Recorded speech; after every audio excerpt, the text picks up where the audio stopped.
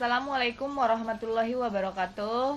Selamat pagi anak-anakku semua kelas 9. Hari ini kita akan belajar bab 8 tentang materi dan dampaknya bagi kesehatan manusia. Nah, di mana peta konsep yang akan pelajari yaitu partikel materi. Terdiri dari atom, ion, dan molekul. Kemudian sifat-sifat dari materi itu.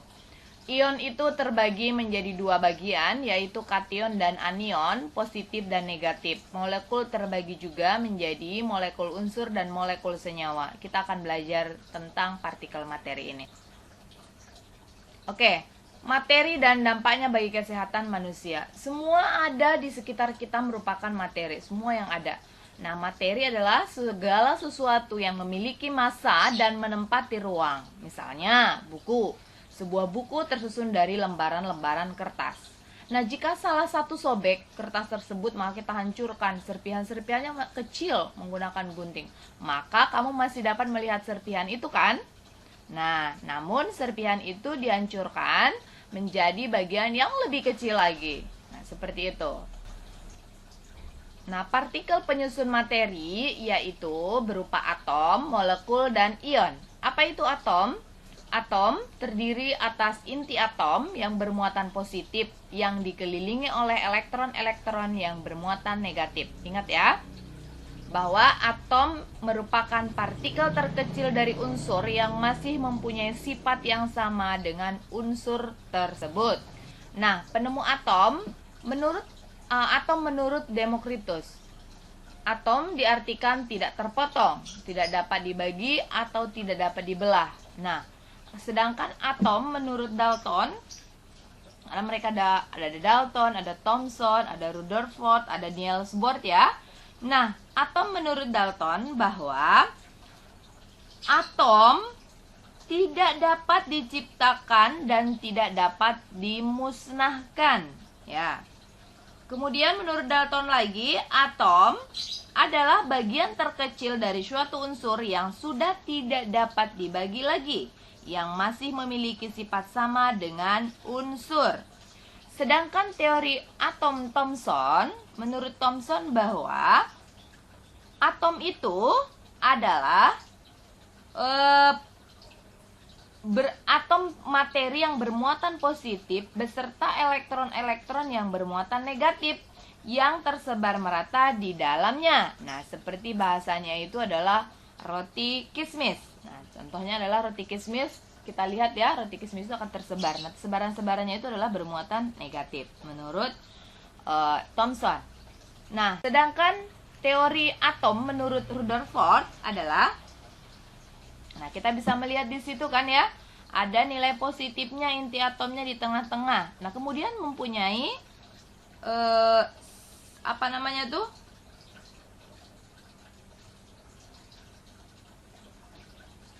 di mana katanya itu di pusat atom terdapat inti atom yang sangat kecil dan bermuatan positif. Massa atom terpusat pada inti atom. Nah, sebagian besar ruang dalam atom merupakan ruang kosong. Nah, itu. Sedangkan diameter inti atom hanya sekitar 10 pangkat min 13 cm. Nah, katanya itu yang inti atom itu bermuatan positif yang dikelilingi oleh elektron-elektron atau bermuatan negatif ya. Itu. Kalau menurut teori atom Niels Bohr, apa sih atom itu menurutnya? Menurutnya adalah atom terdiri atas inti atom yang bermuatan positif dan dikelilingi oleh elektron-elektron yang bermuatan negatif. Nah, di mana perbedaannya bahwa kalau menurut Rutherford, atom ini terdiri dari inti atom dan negatif saja. Sementara kalau Niels Bohr katanya elektronnya itu katanya bisa berpindah-pindah. Memang masih tetap sama, ada inti atom, kemudian ada elektron yang berpindah. Nah, itu saja yang berbeda. Kalau di Rutherford itu bukan berpindah, hanya dikelilingi oleh elektron. Sementara kalau Niels Bohr katanya lintasan-lintasan di elektron ini katanya elektron-elektronnya bisa berpindah. Begitu, ya. Nah, untuk penulisan atom pada saat kita menggunakan notasi atomnya, yaitu seperti ini ya. X, A, Z. X-nya itu lambang atom, A-nya itu nomor massa, dan Z nomor atom. Nah, ini bisa kalian melihat di sistem periodik atau unsur-unsur berkala, begitu ya. Nah, nomor atom menunjukkan jumlah proton suatu atom. Nah, ada di sistem periodik. Kemudian nomor massa merupakan jumlah proton dan neutron di dalam inti atom. Proton itu artinya atom bernilai positif, elektron itu bernilai negatif, neutron itu bersifat netral, gitu. Nah, kemudian molekul. Yang tadi atom, molekul, dan ion kan? Nah, molekul adalah gabungan dari dua atau lebih atom, baik antara atom-atom yang sejenis maupun antara atom-atom yang berbeda jenis. Nah, berdasarkan jenisnya ada dua molekul, yaitu molekul unsur dan molekul senyawa. Apa perbedaannya? Tadi molekul itu gabungan dari dua atau lebih atom. Nah, kalau molekul unsur itu berarti dua atau lebih gabungan atom yang sama. Nah, contohnya adalah O2, oksigen. Berarti O ditambah O, jadi O2 oksigen. Maka dia ada jumlah duanya tetapi unsurnya masih sama, atomnya masih sama, ya. Kalau molekul senyawa gabungan dua unsur atau lebih yang tidak sama, contohnya H2O. Berarti ada unsur H dan ada unsur O, ya. Kemudian CO2 juga berarti dia molekul senyawa. Kalau molekul unsur itu berarti atom sama. Oke, anak-anak? Nah, kemudian ion. Ion, atom dapat melepaskan elektron. Elektron itu tadi yang bermuatan negatif ya. Dan dapat pula menangkap elektron, menerima elektron. Artinya jumlah elektron dari suatu atom dapat berubah. Nah, perubahan jumlah elektron ini bisa bermuatan positif atau negatif. Nah, atom yang bermuatan tersebut disebut ion. Nah, kalau kation berarti ionnya bermuatan positif. Kalau anion berarti ion bermuatan negatif. Nah, coba lihat tabel 4.2. Anion dan kation. Ingat ya, anion itu berarti ion yang bernilai negatif. Kation adalah ion yang bernilai positif. Oke, di situ ada ion natrium, magnesium, kalsium, dan lain-lain. Anion ada ion fluorida, klorida, bromida. Nah, di situ dilihat ya, anion negatif, kation bernilai positif. Nah, materi dan kehidupan sehari-hari beserta dampaknya bagi kesehatan. Nah, di materi tadi itu penyusun dari atom ya. Nah, apa saja? Yaitu oksigen. Nah, gas oksigen bersifat mudah terbakar. Materinya dalam kehidupan sehari-hari dampaknya bagi kesehatan. Nah, oksigen ini sebenarnya sangat dibutuhkan oleh manusia karena oksigen dihirup ya, karena udara yang kita hirup setiap hari. Nitrogen. Nah, komponen penyusun udara terbesar adalah gas nitrogen atau N2, yaitu sekitar 78%. Nah, nitrogen diperlukan tubuh untuk sintesis protein dan asam amino yang mempengaruhi pertumbuhan hormon, fungsi otak, dan sistem kekebalan tubuh. Nah, gas nitrogen berguna dalam industri pembuatan amonia yang merupakan bahan baku dari pupuk. Nah, ini juga ya. Kemudian es krim juga dalam membuat. Kemudian karbon dioksida. Nah, tadi yang Ibu sebutkan berarti CO2 itu termasuk molekul senyawa. Nah, atom karbon dan atom oksigen dapat berikatan membentuk molekul senyawa karbon dioksida. Nah, ini untuk kita keluarkan dalam pernapasan. Kemudian mineral. Nah, mineral ini kebutuhan dalam tubuh kita juga, yaitu ada mineral makro dan ada mineral mikro. Mineral yang dibutuhkan oleh tubuh kita yang cukup besar, seperti makro ya. Natrium, kalium, kalsium, magnesium, fosforus, dan klorin. Sedangkan mineral mikro jumlah sedikit, yaitu besi, zinc, tembaga, iodin, dan fluorin. Nah, produk-produk di rumah tangga, nah ini biasanya materi-materi yang didapatkan di dalam pembuatan produk-produk rumah tangga, yaitu untuk bahan pembersih, sabun dan deterjen.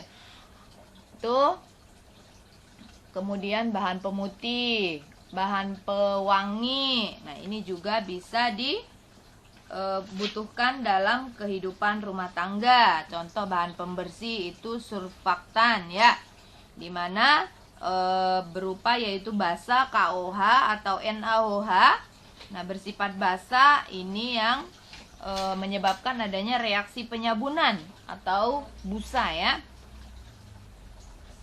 Kemudian yang bahan pemutih, kalau bahan pemutih itu berarti natrium hipoklorit. Nah, bahasanya kalau kita di dalam kehidupan sehari-hari, merek yang langsung kita sebut ya, mereknya, merek bahan pemutih apa saja. Namun bahan dasarnya adalah natrium hipoklorit. Nah, kemudian bahan pewangi ini, bahan penyusunnya itu sebenarnya banyak ya. Bisa dari wangi-wangian alami, bunga gitu ya. Tetapi kalau untuk bahan-bahan yang kimia itu bisa etil meristat, alil kaproat, dan anisaldehida. Nah, bisa saja macam-macamnya seperti itu. Nah, kemudian ada lagi pembasmi hama, pestisida. Nah, pestisida itu adalah zat yang digunakan untuk membunuh hama. Nah, tetapi berbeda-beda nih kegunaannya. Ada insektisida, herbisida, nematisida, fungisida, dan rodentisida. Kenapa berbeda-beda namanya? Semua termasuk pestisida, yaitu pembunuh hama. Atau pembasmi hama. Namun, nama-nama insektisida ini, herbisida ini adalah kegunaannya berbeda. Untuk insektisida memberantas serangga. Sedangkan herbisida mencegah atau mematikan gulma atau rumput ya. Nematisida yaitu memberantas hama cacing. Fungisida memberantas jamur atau fungi. Rodentisida memberantas binatang pengerat atau tikus. Nah, itu beda-bedanya, semua tentang membasmi hama. Nah, bahan kimia dalam pestisida ini banyak ya. Ada golongan arganoklor, yaitu senyawa organik yang mengandung klorin dan umumnya bersifat racun. Nah, ini DDT, dikloredifenyl trichlorutana. Aldrin, golongan arganofosfat mengandung gugus fosfat bersifat racun. Biasanya pestisida ini semua hampir bersifat racun ya. Golongan karbanat yaitu ditakorbomin, ditikarbamat. Adalah contohnya apa? Karbabil, karbotorum, propoxur, dan BC. Nah, untuk material bangunan juga ada gitu kan ya. Nah, bangunan yang berbahaya, penyakit yang timbulkan. Ternyata material-material bangunan juga bisa. Kayu. Nah, kayu itu bahan material alami ya. Kita ngambil dari tukang bangunan, atau misalnya kita di desa tinggal ngambil kayunya, kemudian kita olah gitu ya. Kita buat sedemikian rupa. Nah, kemudian seringkali memperindah warna itu kan kita menggunakan ini, cat gitu ya. Ada cat, kemudian yang untuk permis dan lain-lainnya.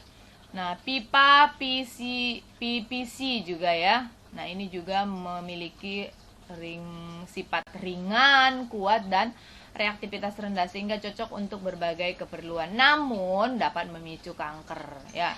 Serem juga ya. Nah, kalau untuk kayu bagaimana tadi? Karena kita sudah gabungkan dengan cat, kemudian kita gabungkan dengan permis dan lain, sehingga cat itu pun bisa mengakibatkan mengganggu kesehatan. Kemudian cat sintetis. Nah, ini juga ya. Nah, thinner, cat epoksi ini juga bisa mengganggu saraf. Asbes. Nah, ini buat atap rumah kita nih, berpengaruh buruk bagi kesehatan kita. Nah, ini asbes ini dapat menyebabkan kanker setelah 20-30 tahun kemudian. Tapi biasanya asbes ini belum sampai 20 tahun, 5 tahun saja sudah retak ya. Nggak apa-apa dia retak dah, biar nggak kehirup sama kita serabut-serabutnya